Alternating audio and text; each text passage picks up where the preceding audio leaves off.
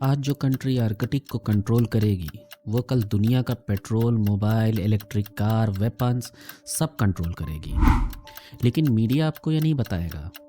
वह आपको Russia Ukraine, America Venezuela, Israel Gaza, China Taiwan ये सब दिखाए, पर असली वर्ल्ड वॉर का बोर्ड कहीं और सेट हो चुका है, बर्फ़ के नीचे। और इस गेम का अभी तक का सबसे डेंजरस प्लेयर है वो है चाइना। अगर आप ये वीडियो पूरा देख लोगे तो आप जान जाओगे अगला सुपर पावर कौन होगा और इंडिया उस रेस में कहाँ खड़ा है। और जो लोग ये नहीं समझेंगे वो 10 साल बाद सिर्फ सिस्टम को गाली देंगे। सोचो, पूरी दुनिया में जो सबसे रिच जगह होने वाली है वो दुबई नहीं है, ना ही न्यूयॉर्क है, वो होगी आर्कटिक। क्योंकि ग्लोबल वार्मिंग ने एक नए तिजोरी खोल दी है। सैटेलाइट इमेजेस दिखाते हैं कि आर्कटिक की आइस तेज़ी से मेल्ट हो रही है, और जैसे ही आइस गायब होती है नए shipping routes, oil and gas के फील्ड्स, रेयर अर्थ मिनरल्स सब सरफेस पे आ जाते हैं। ये मिनरल्स इतने क्रिटिकल हैं कि इनके बिना आईफोन नहीं बन सकता, फाइटर जेट नहीं बन सकते, इलेक्ट्रिक कार नहीं बन सकती। मतलब आर्कटिक के बराबर फ्यूचर का silicon valley plus Saudi Arabia plus pentagon. China की शांत एंट्री। चाइना ओपनली वॉर नहीं करता है। चाइना इंफ्रास्ट्रक्चर के नाम पे एम्पायर बनाता है। 2018 में चाइना ने एक ऑफिशियल आर्कटिक पॉलिसी निकाली। उसमें शब्द था पोलर सिल्क रोड, मतलब बेल्ट एंड रोड का बाप। चाइना आर्कटिक में पोर्ट्स बना रहा है, आइस ब्रेकर शिप्स बना रहा है, रिसर्च के नाम पे बेसेस बना रहा है। रसिया के साथ गैस और शिपिंग डील्स। दुनिया सोच रही है साइंस और चाइना सोच रहा है कंट्रोल। क्योंकि जहाँ तेरा पोर्ट वहाँ तेरा फ्लैग।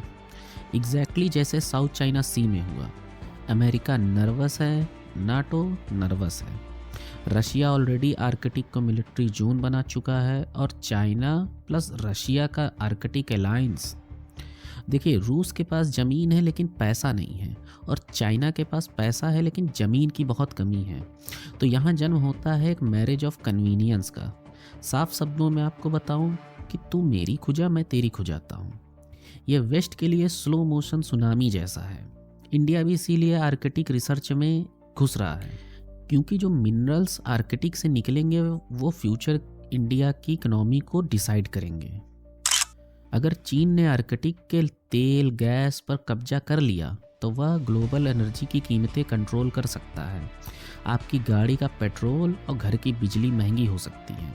अगर सारा व्यापार उत्तरी रास्ते यानी नॉर्दर्न रूट से होने लगा तो इंडिया की इंडियन ओशन में महत्व कम हो जाएगी, जहां भारत का बहुत दबदबा है। लेकिन भारत चुप नहीं है। भारत अभी भी आर्कटिक काउंसिल में एक ऑब्जर्वर है। हम रूस के साथ चेन्नई व्लादिवोस्तोक मैरीटाइम कॉरिडोर पर काम कर रहे हैं। हम भी इस गेम में अपने प्यादे आगे बढ़ा रहे हैं। आर्कटिक का पिघलना सिर्फ क्लाइमेट चेंज की कहानी नहीं है, यह 21वीं सदी का पावर शिफ्ट है। एक तरफ अमेरिका है जो अपनी बादशाहत बचाना चाहता है, दूसरी तरफ चाइना है जो पूरी दुनिया का नियम लिखना चाहता है, और बीच में है एक पिघलता हुआ महासागर। सवाल ये नहीं है कि वहाँ कौन जीतेगा, सवाल यह है कि जब यह कोल्ड वॉर सच में गर्म हो जाए तो क्या हम उसके लिए तैयार हैं।